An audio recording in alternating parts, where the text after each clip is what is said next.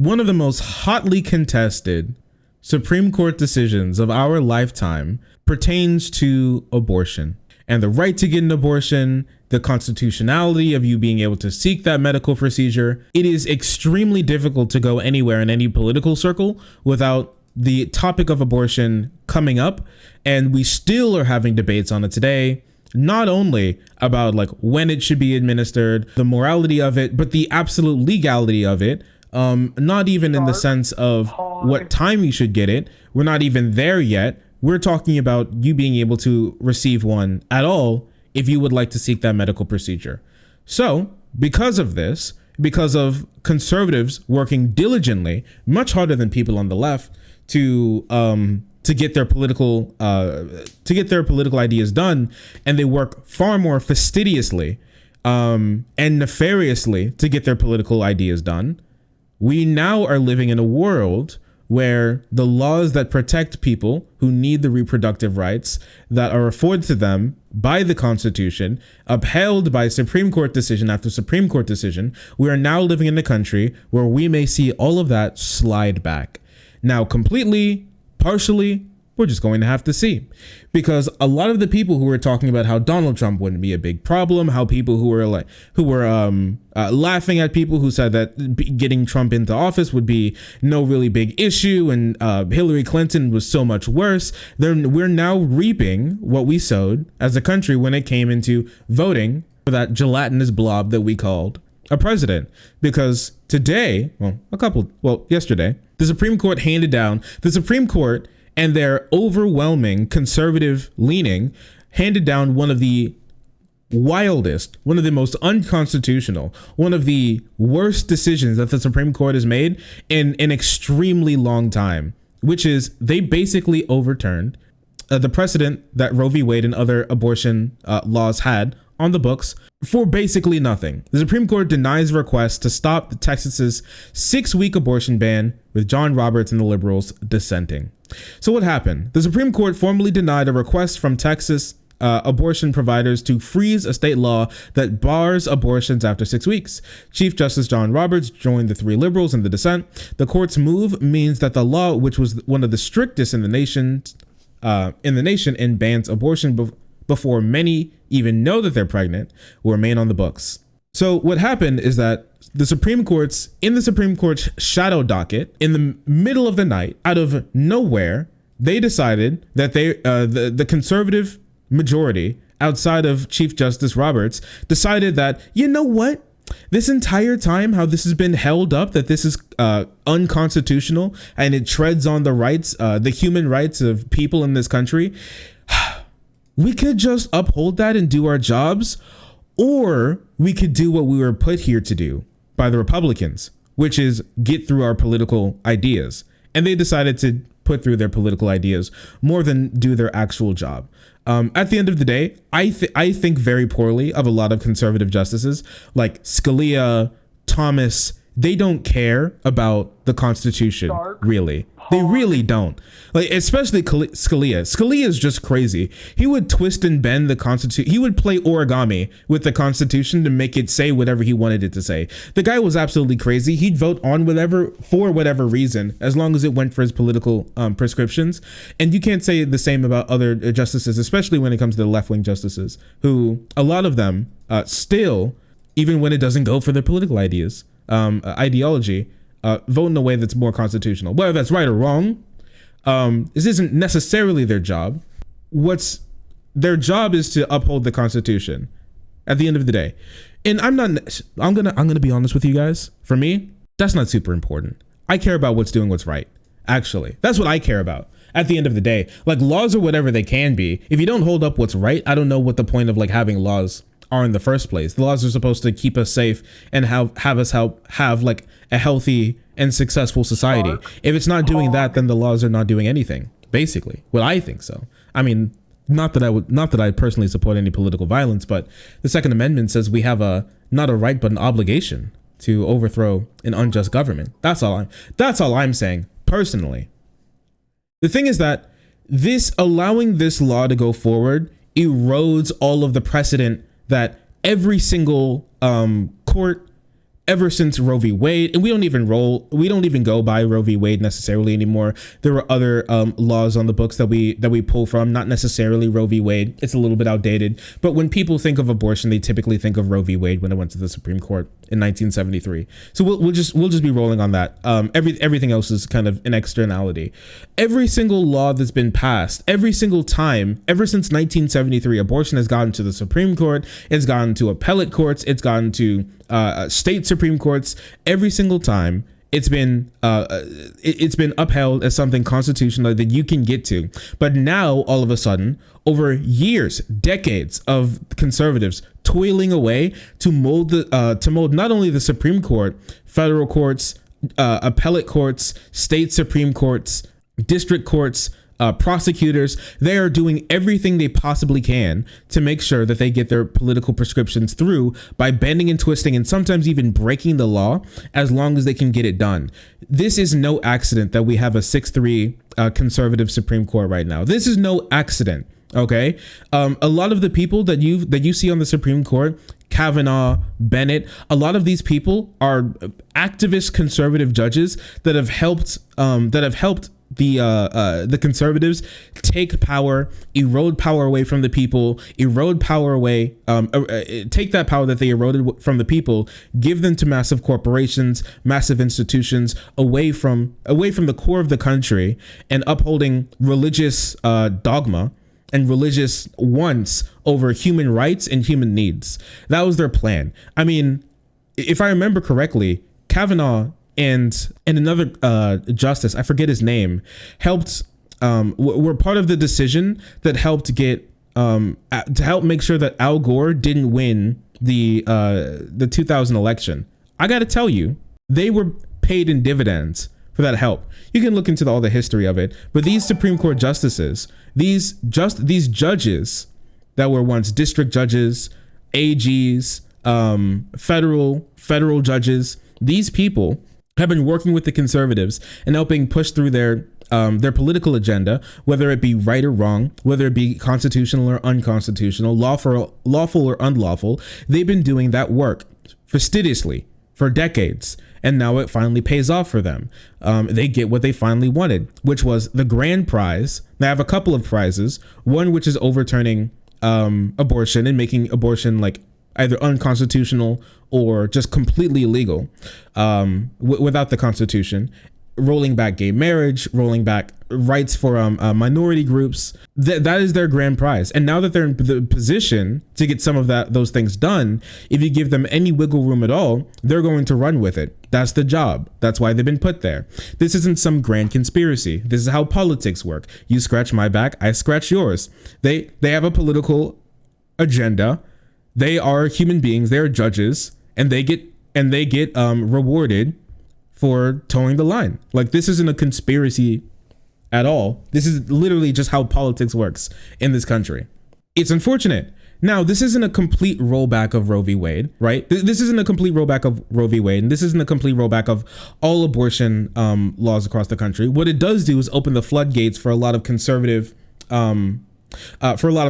states who are writing these really on the edges, really strict abortion laws because they know they're unconstitutional, because they know they go against previous Supreme Court rulings, to try and get them up to the Supreme Court to try to get to finally overturn Roe v. Wade or like other abortion laws on a country level in time. That's what their main goal is. It opens the floodgates for them because now they finally found a chink in the armor. They've finally been able to be like, okay, here's what we need to do now. This is what we need to do now. And they said they're going to hold back their final judgment because when ruling on this, it's kind of like the gay cake ban sort of thing, where they're too much of pussies to be like, this law is completely constitutional. We'll just let it go through. They're letting it sit for now. Once again, this isn't them actually ruling on this in the sense of this is what completely a sort of like precedent-full ruling. They're ruling on whether or not they should freeze this law. This law is obviously unconstitutional, and they decided not to freeze it. This obviously goes against the Constitution and other Supreme Court rulings, yet they decided to keep it on. And whether or not in the future they're going to decide to take this up and then completely overrule it, it's we're going to have to see. We just need one more we need one more conservative justice to jump from the conservatives to the liberal side. Maybe this was the one option where they're like, yeah, I'll side on this side, but it's ridiculous. It's crazy. I know Thomas in particular would love to sink his teeth into gay rights. The Supreme Court ruling that led to gay marriage being protected constitutionally. Thomas wrote the dissent for that. Thomas doesn't want that. Thomas, if he has the option to, would overturn that. He is a bad human being. He's just a bad person, period. I'm sorry. I don't care who he is. I don't care what he does. Justice Thomas is a bad, terrible, awful, garbage human being who would roll back human rights, if any, no matter what option he's able to, because he thinks that you being able to discriminate against someone for your purported religious beliefs is more important than actual human rights. That's the type of human being that he is. And it doesn't matter what the Constitution says. It doesn't matter what any morality or legality says outside of that. That's his main goal, and he's going to stick by that no matter what. All my homies hate Thomas. All my homies hate Thomas. And we ain't talking about the choo-choo train. So this is what we're going on. This is what we're talking about right now. All right. It is stunning. One of the justices, one of the other three liberal justices who were dissenting said this is stunning. It is stunning. It is stunning rollback. And this finally tells us that we cannot rely on the Supreme Court to uphold the Constitution, to uphold the laws, to uphold any sort of justifiable morality that we can possibly imagine. This isn't something that we can rely on them to do. So we need Congress to step in. We need Biden to step in. This is something that we need. Pelosi announced that they want a vote to codify Roe v. Wade into law, which is going to be a hard thing to do, but she says she wants to do it. House Speaker Nancy Pelosi announced Thursday that she plans to bring up legislation that would codify Roe v. Wade, the landmark Supreme Court decision that protects the right to choose an abortion, as soon as the House returns from recess this month. Man, the House is always on recess. These guys are like fucking kindergartners, Dude, kindergartners don't get as much recess as the House does, man. They're always on recess. You ever hear something from Congress and you're like, oh my, you guys are on recess again? Again. What are you doing? Why are you guys always on recess? They're always on, it's always their nap break, man. Off topic, but recess was a dope show. Thank you, I appreciate your hard-hitting political commentary. Upon our return, the House will bring up Congresswoman Judy Cho's Women's Health Protection Act to enshrine into law reproductive health care for all women across America, which would be great. But it's going to be a little hard to do because we don't have the filibuster. This is going to have to be something that people like Sinema and Manchin are going to have to vote for when it comes to the filibuster to get through, or else it'll need 60 votes and not go anywhere. It's going to have to be done here. This is going to have to be something that happens. And the likelihood of it, I'm not saying that it's necessarily the best. People like Bernie Sanders are trying to do the Lord's work. He said he's thinking about going to places. He's thinking about going to West Virginia, and he's thinking about going to Arizona to go rally support behind not only the reconciliation bill that's going through Congress right now, but also this Reproductive Protection Act that's going to help protect people from these laws going into effect anymore. That'll finally help on a national basis, and not only just the and not only have to just worry about this every time this gets to the Supreme Court, because at the end of the day, if we're able to get this law to pass, it's going to be much harder for them to overturn. They're going to have to sit on very, very shaky legal ground, which some of them they don't give a shit about, but very shaky ground to do it. So what is this bill, right? So this bill in Texas, basically what it does is it bans abortions up to that have reached the 6-week gestation period. I'm not a pussy haver. I'm not a pussy acquirer. I don't own one myself. So I'm not necessarily sure how that shit works. I was never given a womb crash course necessarily. I just I came from one, and that was basically it. I don't remember too much about what happened in there, how long I was in there. I'm gonna be completely honest with you. So I'm not sure necessarily how many weeks, but it's a couple of weeks. 6 weeks is not the time where most people figure out that they're pregnant. 6 weeks is just one missed period. Right. And some doctors even say maybe wait for 2 missed periods before you actually start to really worry.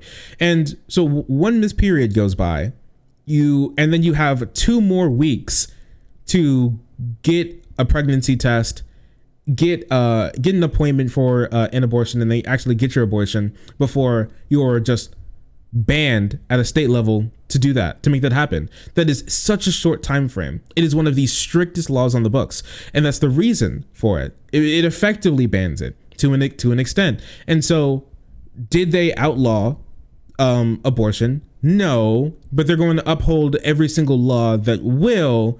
Then you basically are, at the end of the day, without actually putting your name on that. It's ridiculous. It's really unfortunate. But you know what? They can't do it alone. So basically, what happens is now the state set up a little thing that's like a little snitch call-in. This law basically runs off of snitching. So basically, what happens is you think that your neighbor had an abortion 6 weeks and 2 seconds into them being pregnant, and so you call up the snitch line, and then you send like state agents to go like find out what happened, go like do some DNA tests. I don't know, just it's crazy shit.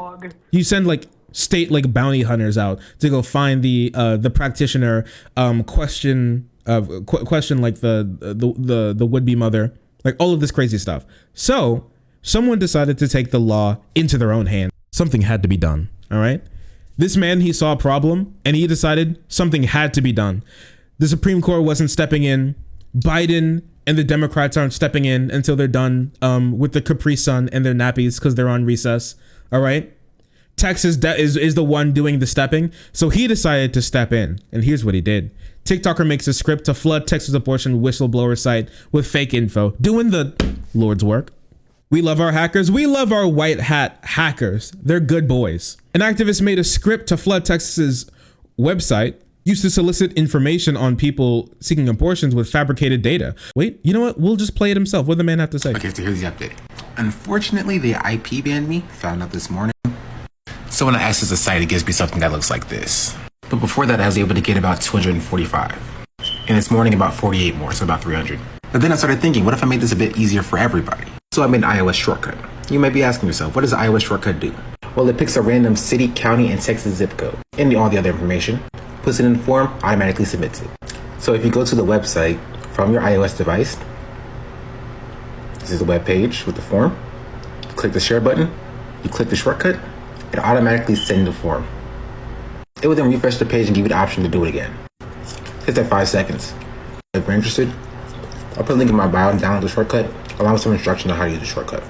Now, I'm not sure whether this is legal or not, and I'm not telling you that this is something that you could and or should do. All I'm saying is it's out there. What's his name? Black_Madness21. That's his name. That's this guy. Like, once again, I'm not telling you that you should be doing this. Basically, is it floods their site, so it's really hard for them to pick out what's real and what's fake. It's basically what happened when Donald Trump set up his shit, where it was like, hey, if you see some people stealing votes, just call in. And people just started prank calling them 24/7, and they never really got any real tips because they were just flooded. The same thing will happen. You'll help protect someone who needs life-saving healthcare that the state of Texas bars them from getting because they're just bad human beings. They're bad people who don't care about anyone but themselves. And once the kid is born, they don't care for the life or the physical well-being or mental well-being of the mother. And once the kid is born, they just dump them out into the street, never to care about again, because they sure as fuck don't give a shit about giving out any real substantial social services for those parents that they forced upon the world, that didn't want or couldn't take care of those kids, and that's the reason why they were seeking an abortion. But you know, that's just Texas for you. This is going to be a really big issue. We're going to be watching this for a little bit, because once again, this could turn into something really bad. Now, we don't know if they're going to be completely overturning this. They said that it's really my bad. They said that this is a really difficult decision, and they needed more time to think about it before they made their final decision. But effectively, right now, they've found the Republicans have spent decades trying to find a chink in the armor, trying to break through Roe v. Wade. And yesterday, they finally did it. Oh, you know what? My bad. Segment is not over, because segment's not over. This segment is uncanceled, okay? I'm sorry. I completely forgot about this. Segment uncanceled, segment unover. It's re-over.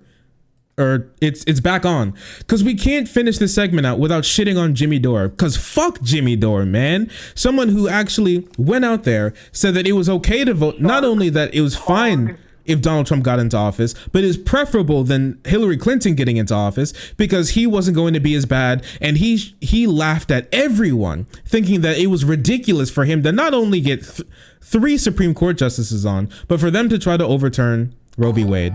And boy, was he wrong, just like he always is. Fuck this dumbass. Now, Jimmy, let's talk about risk assessment. Do you think there's a difference in the probability that 2 80-year-olds with multiple cases of cancer are going to serve out their term versus the moon falling into Lake Michigan?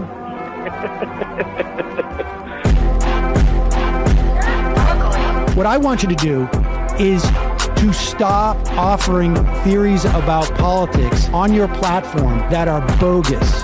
Yeah, well, I think I just proved to you they're not bogus, man. You haven't proved that. It's absurd, Jimmy. I'm sorry. It's absurd. You're voting out of fear again. Oh, because there might be 2 Supreme Court judges. What if there's 3? What if the moon falls into Lake Michigan? What are we going to do then? I know that this is my risk assessment. Now, this is my risk assessment. Thank you, Jimmy Dore. One absolute clown dumbass. Actually, I think that was what made me... I can't believe you just fucking smeared me.